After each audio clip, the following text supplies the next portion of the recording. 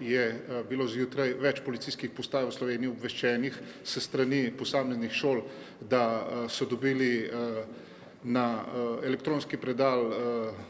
elektronsko pošto z grožnjo z eksplozivnim sredstvom v šoli. Seveda policija je takoj ukrepala v skladu z protokolom in seveda takoj, ko so bile zbrane prve informacije, se je ugotovilo, da je več šol v Sloveniji dobilo to grožnjo. Več kot 200 je do sedaj potrdila slovenska policija in seveda takoj v skladu z protokolom, katerega smo podpisali lani, je seveda policija pristopila k oceni tveganja in grožnje ter ugotovila na podlagi informacij, da je ta grožnja oziroma da gre za grožnjo, ki je zelo nizka. Na podlagi tega je seveda bilo obveščeno tudi Ministrstvo za vzgojo in izobraževanje in pa seveda tudi same policijske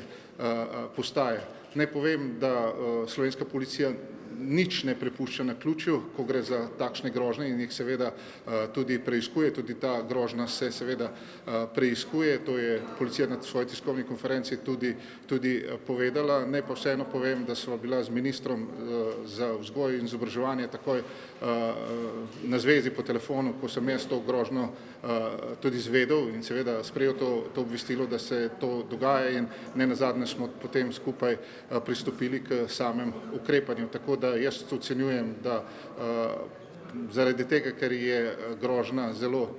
nizka, da ni nevarnosti za seveda same otroke in pa zaposlene na šolah in seveda lahko tudi pomirim javnost, da je seveda slovenska policija skupaj z vsemi vzgojno-izobraževalnimi zakoni odreagirala na način, kot je seveda treba odreagirati in tudi to na nek način je potrebno vedeti, da policija nadaljuje z intenzivno preiskavo te grožnje in seveda, kolikor bo karkoli novega na tej zadevi, vas bo seveda policija tudi obvestila. Hvala.